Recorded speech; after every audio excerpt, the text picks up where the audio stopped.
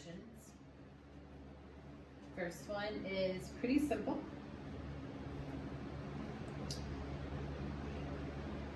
Let's look at x over 15 equals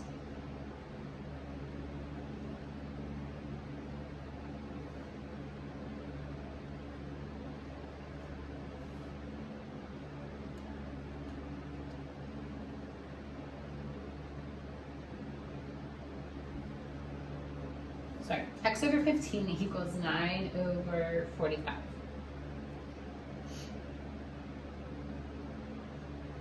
So this one's pretty easy to solve. Remember, a proportion is two ratios set equal to each other. Here you probably noticed that 15 times 3 is 45. So what times 3 will give me 9? It should be 3. So x equals 3. Because 3 times 3 is 9. So the missing number here in our first ratio is 3. But we're going to look at more complicated ones today. So instead of doing it that way, we're going to look at the cross products property. And that's what we're going to use to solve some proportions today.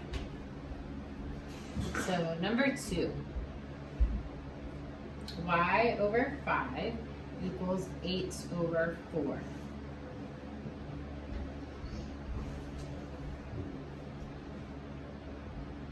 So this is not easy to find the factor. 5 divided by 1 gives me 4. It's not quite so easy. So instead of doing it that way, by multiply or divide across, we're going to do the cross product property. We're going to use that cross multiplication to solve this proportion. So cross multiply y times 4, which we write as 4y, equals, don't forget your equal sign, multiply the other way. 5 times 8 is 40. Now I solve the equation for y. 4 times y, do the opposite, divide by 4. What I do to one side, I need to do to the other side. Y equals 10. So 10 over 5 equals 8 over 4. Y equals 10 is your answer. Try another one. Number 3. 5 over 12 equals 15 over x. This one's pretty easy to solve because you can probably notice that 5 times 3 is 15. You can easily find that x, that value for x. But let's just practice using the cross multiplication method. 5 times x is simply 5x, just write them next to each other, that means multiplication, equals, multiply the other way, 12 times 15. 12 times 15 is 180.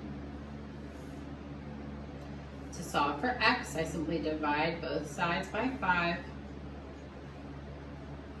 X equals 36. So 5 is to 12 as 15 is to 36.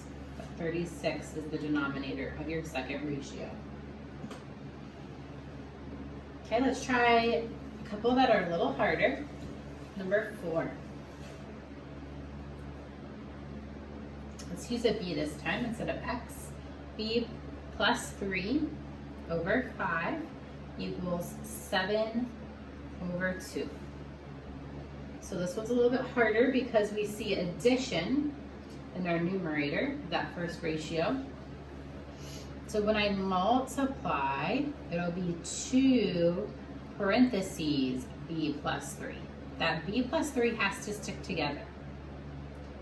So 2 times the whole quantity b plus 3. That plus sign joins it together, so we have to group it using parentheses. equals, multiply the other way, 5 times 7 is 35. Now, how to solve this for b? How to get the b by itself? What we do here is called distribution. Distribute the 2. 2 times b is 2b, plus 2 times 3 is 6. So I can drop the parentheses, I distributed the 2. So now, just bring down that equal sign and bring down that 35. Now it's just a two-step equation. Subtract 6. 2b equals 29. Divide by 2. So b equals 29 over 2.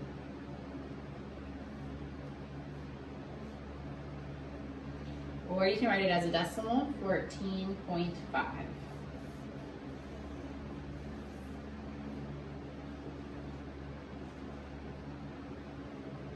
Okay, let's try one more like that. Number 5. N minus 9 over 7 equals n plus 6 over 4. Cross multiply.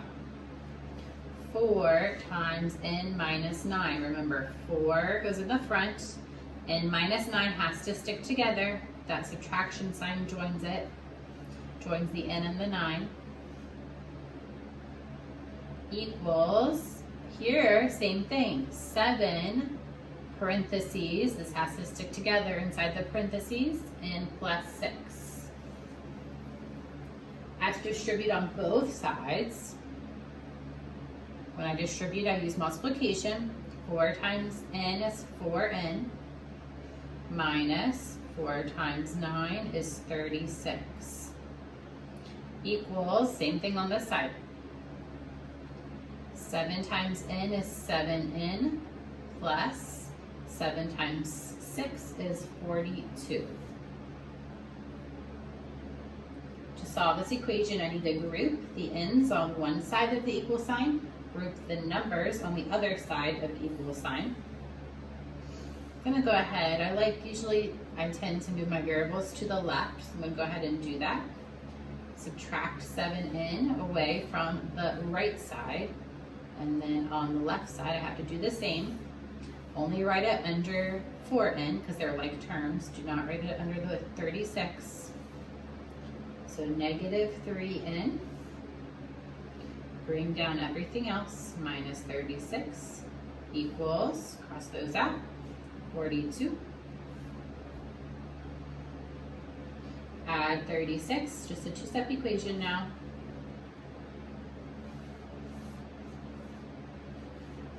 Negative 3n, bring that down, equals 42 plus 36 is 78. Divide both sides by negative 3 and we are finished.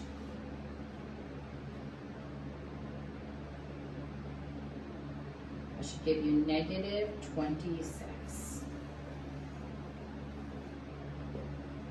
And that would go in for your n here and in for your n there.